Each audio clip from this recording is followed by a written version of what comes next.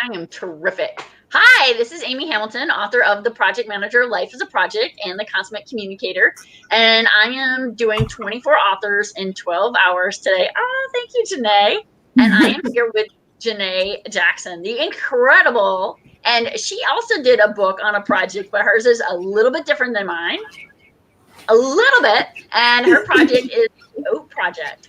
So, Jené, I am going to say this is a phenomenal event. I've had so many different people so far. This is an international virtual book festival because we can, as authors, go out there and sign books right now and touch books and feel them.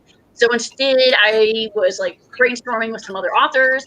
And next thing you know, I was like, I want to do 24 authors in 12 hours and drink a lot of coffee. So that's right now. Okay. A little virtual toast to you. Yes. Cheers. Cheers. So you are super fun. I love the concept of this book. So would you please share what inspired you to write the Oat Project? Oh gosh. So it was fun, like to have fun finally in my life. I was 37 and I had 3 young children and a husband, and I was like happy. But I had always struggled with depression and anxiety and huge panic attacks, like debilitating almost. And I grew up very conservatively. Shock, and so my new mom friends just were kind of appalled that I had never done anything wild. Let me stop you there. When you say your new mom friends, you were also a young mother at the time yourself, right? Exactly. My children were 7, 4, and a little over 1 at the time. So these were mothers of other young children, like in your neighborhood. Yeah, like at my kids' school, they went to this public Montessori school, which is pretty rare here at least. And I met a lot of sort of artsy, just my kindred spirit moms, but they were much more open-minded and just interesting than any women I had ever met before. I've met some stellar women and they're still in my life, but they were so different from my background, that when they said, wait, you haven't been drunk yet? And so on the surface, it was to have fun and to finally not be the one in the crowd going, oh, I don't know about that because I never had it. The clueless one, the sheltered one. I just wanted to know.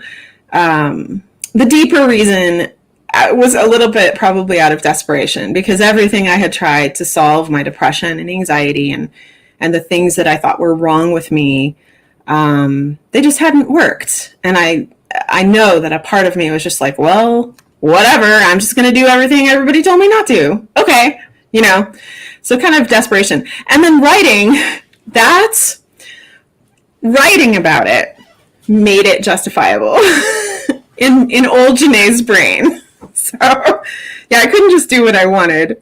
I had to make it a job. So I made it a job, and I wrote, I still have a bunch of composition notebooks. I still use them. I wrote the whole thing longhand. I reported every time I did something. So how many different tasks did you do in your book? 24. Yeah. And so what were the boundaries that you set? Because you said that you didn't want to completely cross the line of your ethical and core values, but at the same time, you wanted to do some things that you might not have ever tried before. Right. Yeah. The boundary was, very basic. No, I didn't want to be in bodily harm because I had kids. I didn't want to put myself or my family in danger.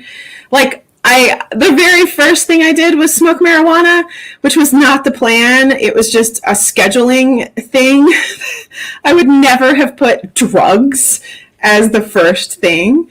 But a lot of people said, oh, you should do cocaine or mushroom, something bigger.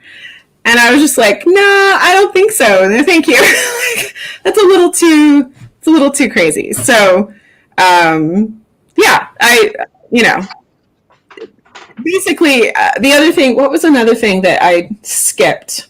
Oh, I almost kind of wish I had done this, but a friend was like, you're not wild unless you've train hopped. You know? I know. I have amazing friends from the whole spectrum. And I hope the guy who told me to train hop is watching today. Yeah. So I just journaled and recorded everything, and it ended up being 500-page manuscript by the end of the year. Yeah.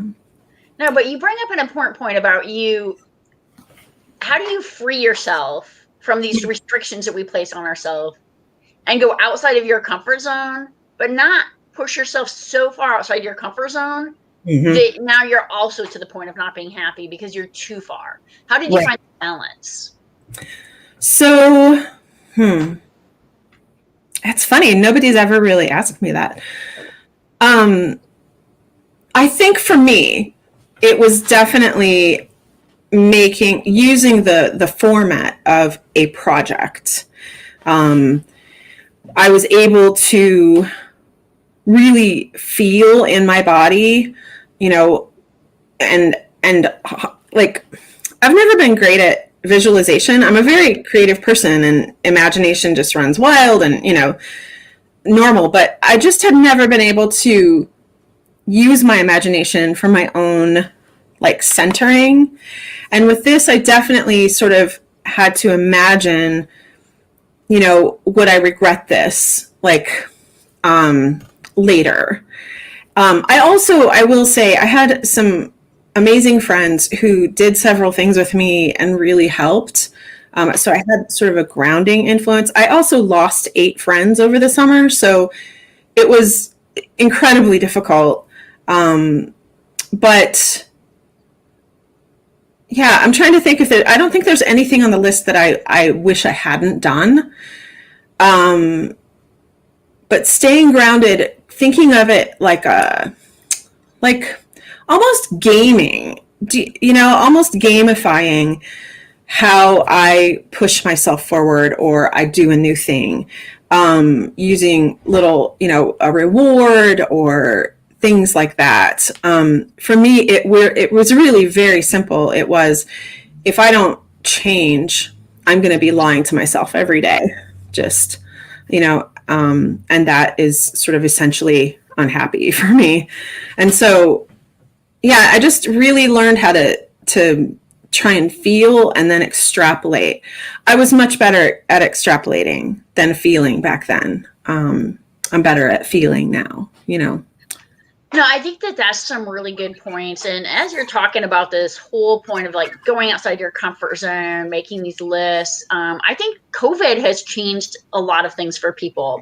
And so, for instance, this event I'm doing today, 24 authors in 12 hours, it's a bit of craziness. It's definitely a project. But part of it was, I'm talking to authors. We have these I'm going to go out and I'm going to do a book signing at these little kind of local indie coffee shops and bookshops and get some speaking engagements where I can talk about my book. And those things aren't really available right now. Yeah. So one of the things that's really new is using all of this technology to just get to know each other. So what's your advice on during COVID? What kind of opportunities do you see to go beyond your comfort zone? Oh gosh, so many. I mean, I'm in the middle of a huge one, which I'll tell you about, but I feel like okay, this is going to sound so esoteric or ephemeral, but it's just true. I actually haven't talked about this anywhere, so whatever. In February, March, I actually got sick. And usually I get a head cold and then it moves into my chest. I've had asthma my whole life. But this was, I'm almost certain it was COVID because it was lungs first and it was deeply uncomfortable to breathe and zero energy. I had to stop and sleep a lot of the time and barely do anything. It makes today look like insane activity because it all finally returned. But in those 2 months that I was trying to fight this thing, what I discovered is this place of stillness and of almost beyond, below micro. Once I started barely started getting more energy, I really tuned in. I called it floating. I tuned in to what I really wanted in that moment. And it was things as simple as, do I want to go outside and lie on the ground in the sun because vitamin D, and I was trying to heal my body because it was really scary. Do I want to eat something? Do I want to move from this chair to that? I did my best to not stay up here and just to literally act on whims, what the judgment mentality would call whims. And I got to where I felt like I was training myself to really notice what I wanted. And it felt like training. I had to train that muscle. And I feel like this pause that we're in, that, we thought would be over a couple months ago at least, I feel like we have an opportunity to sort of let the air out a bit and close off all the input. And I'm not saying you have to go on, I went on a media fast for a week and I hated it, frankly. But, just really tune in on what we actually want. And I feel like tiny moments like that are good ways to get used to then hopefully making the good decisions on what you want and how to risk. I feel like we can't really risk unless we know what we want. And I do believe, I'm not going to even go into it in the quantum physics thing, the reasons, but I love quantum physics, and there's like a whole thing underneath this. And that is one of my favorite authors talks about, we are not things. This is not a thing. According to quantum time, these are not things. These are events. This thing is an event. You are an event, because it's literally space-time. And so how do you want that event to go, And I feel like it's giving us a little space, if we take it, to really learn our gut and feel our gut, and then, go from there into new risking and really what we want, which has value because we're events in time. Yeah. So I think that's an interesting concept. One of the things I talk about with all the different authors is people love free things. Yes. So part of today, virtual book festival is kind of the giveaways, right? Yes. So for me, anybody out there, the project manager and the consummate communicator are both available, free download all day on Kindle.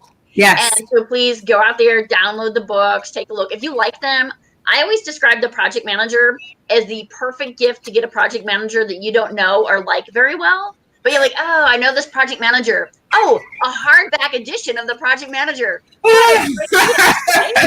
yeah, my sales increase at Christmas.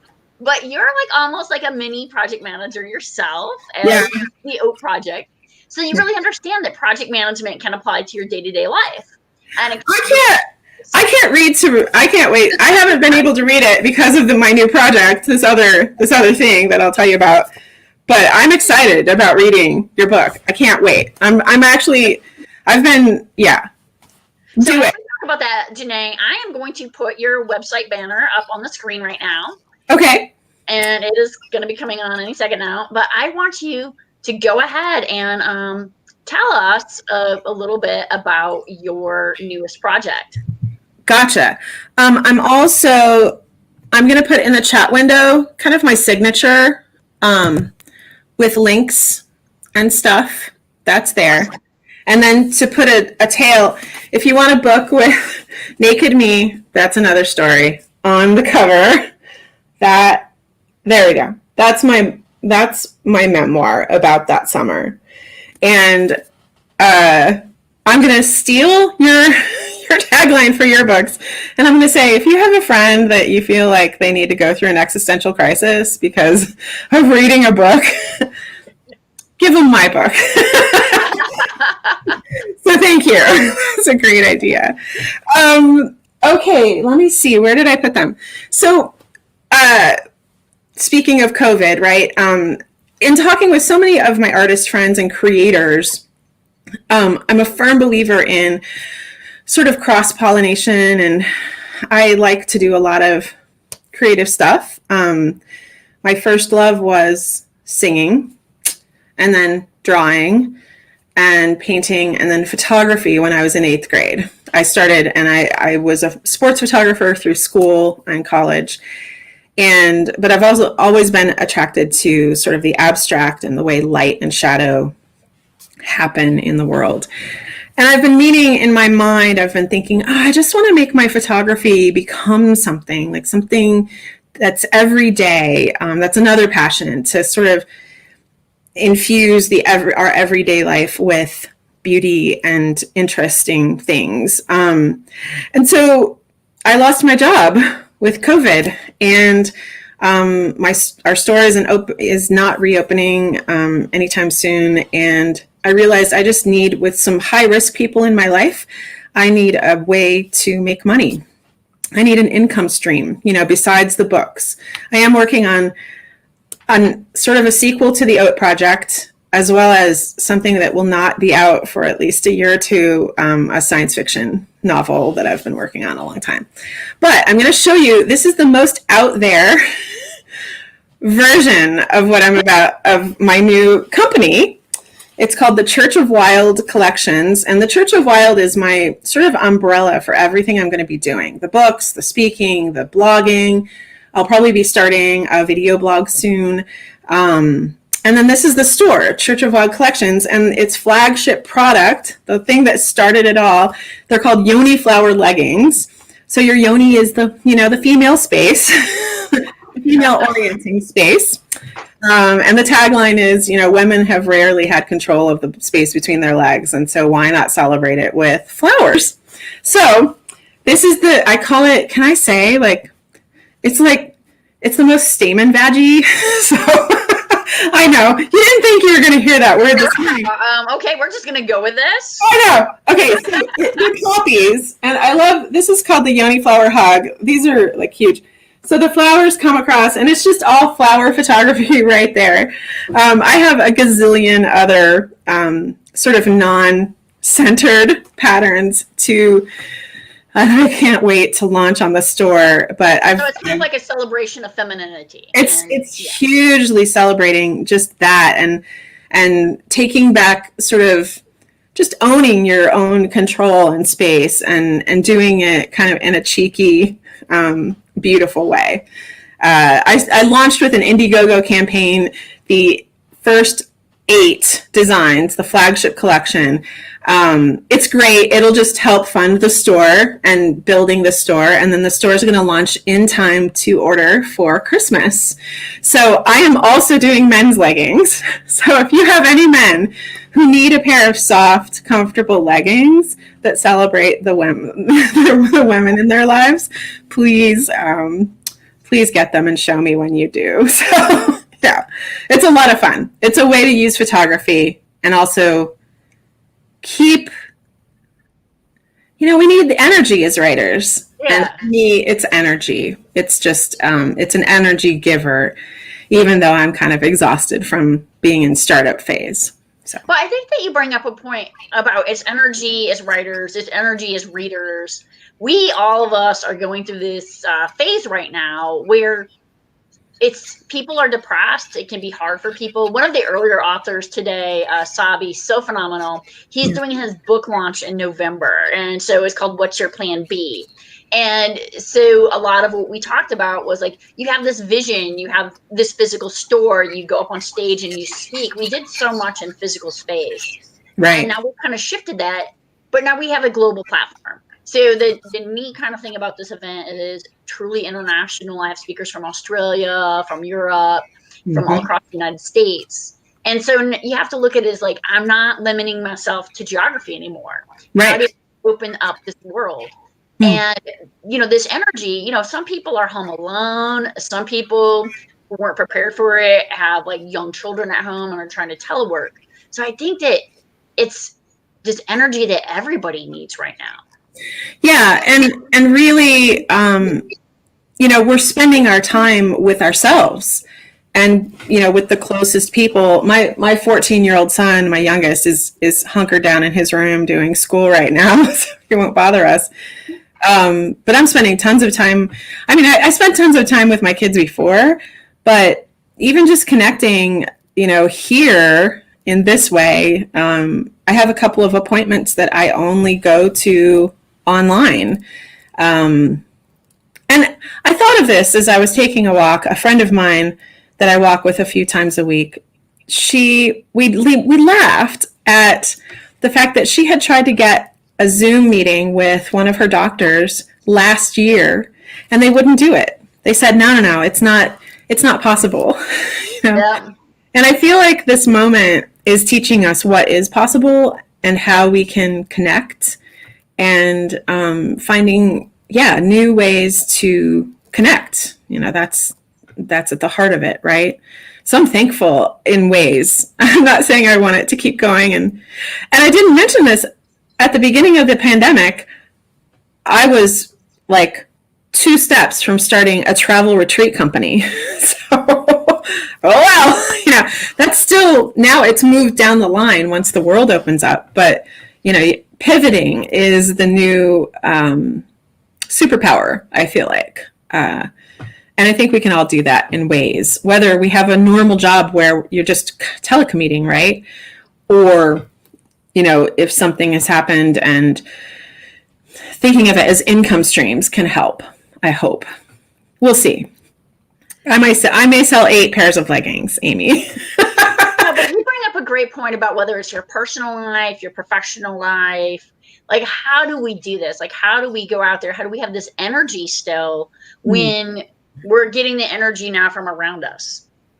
And that's a great point. So when you talk about your next book a little bit, could you share that with us on your book that will be Under the Church of Wild? Okay. It's very, I feel like it's timely. It's definitely timely in my life. So I had this experience. If you want to go to my YouTube channel, there's a story project video that talks about the experience that led to this sort of shift. And it's that just my life is worth itself at its heart. If I never accomplish another thing, even if I never accomplished anything, my life was and is worth itself, as is yours, as is everyone's. So I had been writing this book about that. And one chapter was called The New Discipline. And I wanted to talk about these little things that I have integrated into my life and how I reclaimed the word discipline, because I grew up, it was just, the word that was used as a whip for me, mentally. You're undisciplined if you don't get up every morning, and read the Bible for an hour and go for a run. That's kind of how the basis of how I was sort of raised. So I grew up thinking I was undisciplined. And so I wanted to reclaim it with my little ways that I discovered, that I've integrated into my life. So that's what the book is. It's just a list. It's not going to be a long book like this 464-page thing, about 150 pages. And it's just kind of where the concept came from. Everything from yesterday, I wrote one down, how to drink more water. How do you drink more water? When you're swallowing, for me, this might be slightly OCD, I recognize that. For me, I end on an odd number so that I'm always drinking at least a couple more gulps, I'm always, so it's a very, very practical things like that, but also some very, thematic things as well, but very grounded in everyday life, and pretty short things. Hopefully very, very useful. I just want to share, what's worked for me. Jené, you bring up a really terrific point in that. And I don't know if you've considered it. Yeah, no. Often people say that we're undisciplined when we don't do what they want. Right. But really, discipline is about, are we doing what we say we want? And yes. you this in your new book. Totally and completely. It's all about, like that moment I told you about, where I felt like I was training my whole entire self to recognize what I wanted, feel it and notice it, and then moving through. And one of the other, I'll give an example. This is my favorite example, actually, because it's ridiculous. Okay, anyways. And it really was at the heart of the new discipline, as well as one of the catalyzing things that made me want to write it. And that is that the science shows us that quite often our eyes and our body notice things around us much faster, measurably faster than our brains. It takes measurable time to get to our brains. So we're not looking and analyzing. And so, like, say there's an emergency, you notice things that you don't even know you're noticing, and then it gets to your brain. So this has always fascinated me. So I started doing this thing where when I'm driving, I call it training my gut. When I'm driving, I'm going my normal route, I'm headed to my ex's to pick up my kids, and I always turn right on Constitution. And every now and then, I'll be going this straight instead of turning right. And there's no logic to it. I just start going straight. Now, in the past, before I started doing this, I would argue with myself and say, what are you doing? That's not the way we go. We go this way. And correct, right? Brain down. Now, and for a couple of years, I follow my gut. I listen, and if I find myself involuntarily acting in something small like that, then I go that route. And there's no sense to it. There's no reason or logic to it, except that my brain body might have noticed something that didn't get to my brain in time for that turn. And the reason it's silly is because I also do this when I play Sudoku. When you run out of mistakes, and then if I don't know the exact number, I love number games, obviously, and if I don't know the exact number, I guess, but I really, really, the times that I get it right are when I'm not thinking about it. And so I really try to feel into it, and go fast and on impulse. And I swear I get it right when I don't overthink it. And so in these tiny ways, I'm trying to train my gut for the larger decisions. And I got to tell you, starting this store is kind of insane, because people are like, wait, are you a writer, or are you a speaker, or are you a singer? Like, what are you doing? This doesn't make any sense to your overall plan. Like, if I would overanalyze it like that. But this is the first venture that I've ever done in my life, from getting a job to writing the book to anything, that I have done without any fear. Whew, I'm going to cry. Without any fear. I haven't done it out of desperation. I'm not afraid of what might happen if it fails. I mean, it's insane to make a decision like that. But I got to tell you, I know without a doubt that it was because I spent that time staring at the sky and paused my life and just sank down into myself. Jené, I hate to interrupt you. I know, we gotta go. No, wait, but before we do, I just want to say I love your energy. You are super fantastic. I'm looking forward to your next book. I'm gonna let me know when we'll reschedule and get you back on the show.